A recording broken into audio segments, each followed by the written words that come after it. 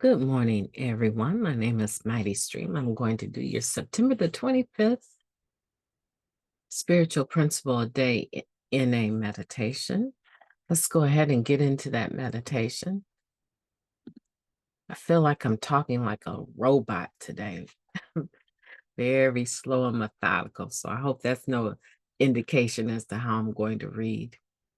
Okay, the meditation is entitled Honesty and Self-Awareness. Honesty is the antidote to our diseased thinking. That comes from the basic text, chapter 9, just for today, living the program. Looking back at our using days, it's easy to see how our outlook on life morphed to accommodate and justify our choices. Self-delusion had become second nature. It takes effort and practice to embrace honesty instead. Even before we got clean, there were clues that honesty might have helped to counter our distorted thinking. At some point in our using, many of us experienced a moment of clarity, although we probably didn't have those words to describe it. Instead of the usual lies we told ourselves, we encountered a sudden wave of understanding in which we realized some essential truths about ourselves. The veil of denial lifted, if only for a moment, to give us an undistorted view of ourselves and the mess we made. It wasn't pretty. That brief encounter with reality stuck with us and wore us down until we were ready to try something new. Eventually, we make it to the rooms and identify ourselves as newcomers. We give our real name, take a breath, and add, I am an addict. This admission transforms a tired old excuse into an affirmation and positions us for the first of the 12 steps. With the steps as our guide, we honestly confront the wreckage of our past and establish practices that help us maintain our connection to reality. Recovery is a collective practice, and community is essential to learning about honesty. Real friends support our efforts to be true to ourselves, to choose actions that align with our aspirations, and to help us spot when we're in trouble. I surround myself with people who aren't satisfied when I tell them I'm fine, when they know better. In public, they let that slide. They give me the side eye and say, really? In private, they ask questions that challenge me to get honest, like, what are you afraid of? And where would you be without that defect? Our delusions crumble under such scrutiny. Resisting well rehearsed, unhealthy patterns takes this kind of support and a whole lot of courage. Honesty frees us from diseased thinking each time we choose to voice our concerns instead of censoring ourselves, reveal our insecurities instead of acting like a know-it-all, practice some humility, or practice rather, or practice some humility instead of thinking we're too good or not good enough. I'll take some time to honestly evaluate any feelings and behavior I've avoided looking at. I will get a better perspective by putting pen to paper and talking to another addict in recovery.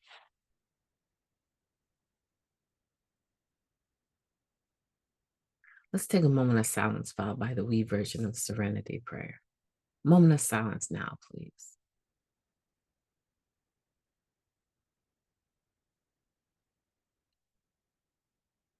Thank you. God, grant us the serenity to accept the things that we cannot change, the courage to change the things that we can, and the wisdom to know the difference. Just for today, please and thank you. Wow, so I just had an epiphany during this meditation, honesty and self-awareness. So for many of us, I believe what I am consciously aware of right now is that we spend a lot of time creating an illusion. We create the illusion so that onlookers or people that are somehow observing us don't get the real deal. They don't get who we really are. It's not that we aren't okay with who we really are. I'm assuming we're in recovery and we're trying to improve ourselves, right, for a reason. So I'm not implying that we're not okay with ourselves. I am saying that we pick and choose who we present our complete selves to, right? We choose who we let in. The person in this story is talking about having a friend who will actually let them get away, slide with some of that facade that they have in public, but then ask them later, what was that all? Ask them later, what was that all about, right? And that they appreciate that because our delusions crumble under such scrutiny. I still believe that there's a tendency for me and others, I'm sure, that we have this face that we use in public. We have a face that we use when we're dealing with other people that aren't close to us because the energy that we use to expend in trying to, I want to say, flip flop between roles with people was just too tiring, right? It took a lot out of us. Sometimes we had to use just to be able to deal with the cycling of all these personalities that we were presenting. They're all lies, right?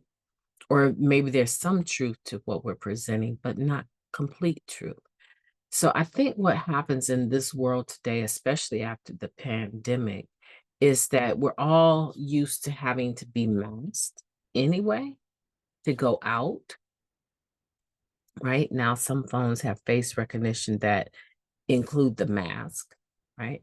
We're so used to having to be masked anyway.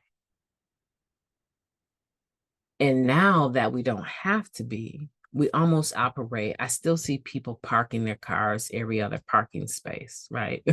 I still see people that wear their mask. And I guess, COVID is on its way back again, right? So it's a big surprise, right? So people are still masking themselves, even though they're not masking, wearing a mask. And I think what happens for us addicts is just super convenient to be masked, right? Um, but it's easier to wear one mask than try to navigate ourselves through wearing various masks, various facades. And it just occurred to me that people that know me consider me to be warm, loving and caring, kind, funny individual. People who don't know me, that I mask, right, myself when I'm dealing with them, consider me to be unapproachable, very serious, and philosophical. That's just the broad sweep of it. And some of that is my personality, but that's the part of my personality I present because I don't really want to deal with what you think about me. Right? I don't want to see that in your eyes. So let me just give you this one piece of me and let you decide whether or not you're going to accept it or not, whether or not you're going to approach or not. And if you approach, then I can go into the other depth, right? The other realm of who I am. But this is what I present just in general when I'm out, right? And so I think that what I'm learning from this is that honesty and self-awareness, honesty is the antidote to our disease thinking. If I have come this far in life working that way, how much further would my life go if I release that seriousness? If I release it. Still to this day, I have sponsees, I believe, that when I say I believe, I know I have them. But when they approach me, they are not coming with all of the truth because of that broad, sweet personality that I have of seriousness, right? And that's a disservice. And the thought, the epiphany that came to me is I'm a much better friend than I am a sponsor.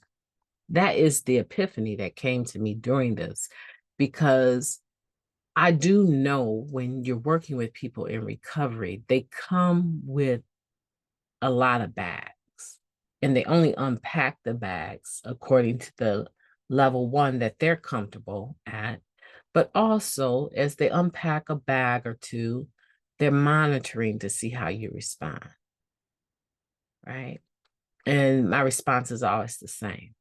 It really doesn't ever change when I'm working with people in recovery. It really doesn't ever change. What step are we talking about? And where do you see you can change? And do you want to? Some people need more than that.